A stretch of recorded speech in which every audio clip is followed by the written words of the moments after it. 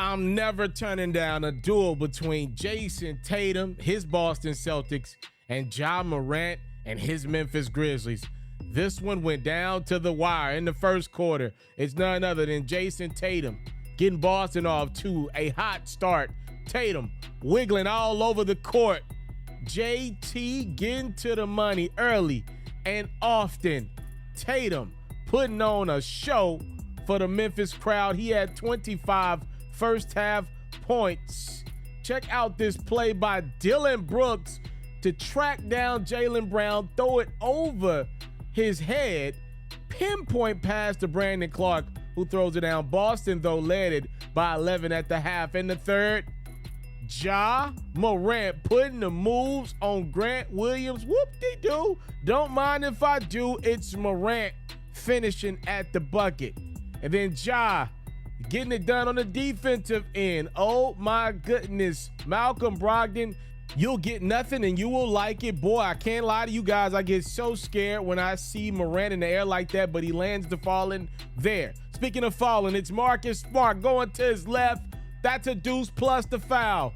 And then Tatum rejoining the highlight.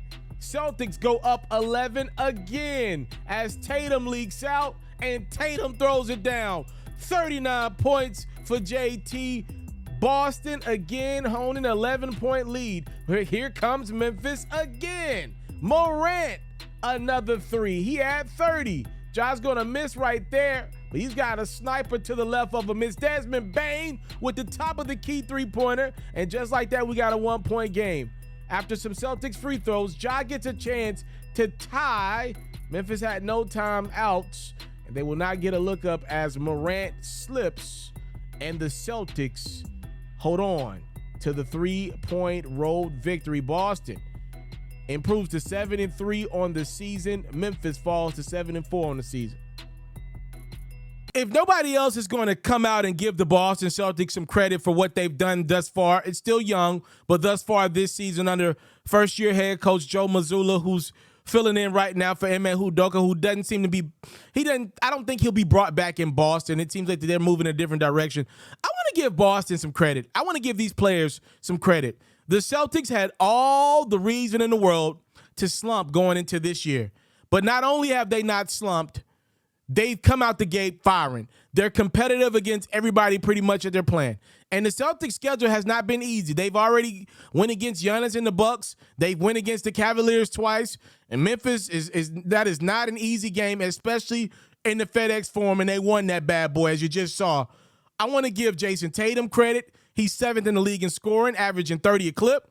Jaylen Brown is around 15th to 16th in the league in scoring, usually where I expect him to be, somewhere around that. That's really good. By the way, Jaylen Brown's name was involved in Kevin Durant trade rumors at one point this summer. He tweeted about it, but he ain't seemed to be crying or complaining on the court. He ain't doing the DeAndre Ayton. He is going out there and playing his heart out as that second option in Boston. Marcus Smart coming off of his Defensive Player of the Year award. How about leading this team in assists? How about Malcolm Brogdon? Ain't even starting right now, but giving you 23 minutes a game, giving you about 14 points a game. Al Horford, old Al, still around in Boston, seemingly just to be the perfect spot for him throughout his career after he left Atlanta. Ain't no place like Boston for old Al Horford.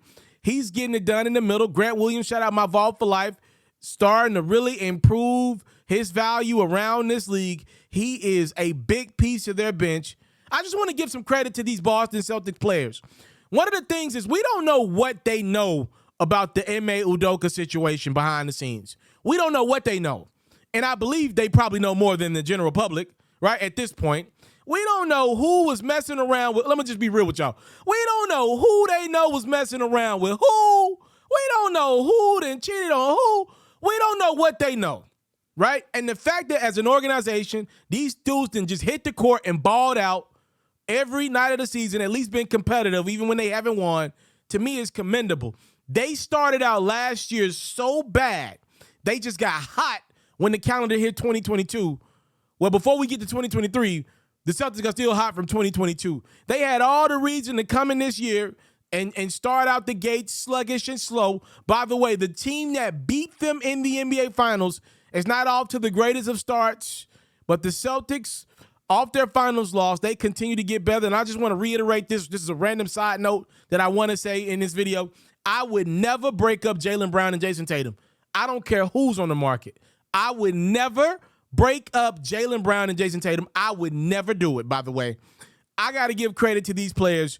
Joe Mazzulla seemingly just fit into what the team needs. To be honest, it feels like a lot of times these smart players, one of the smartest teams in the league, it feels like they're coaching themselves a lot of times. I want to give the Boston Celtics credit because they have not allowed organization mess and drama to interfere with what they're building on the court, which seems to be potentially special once again.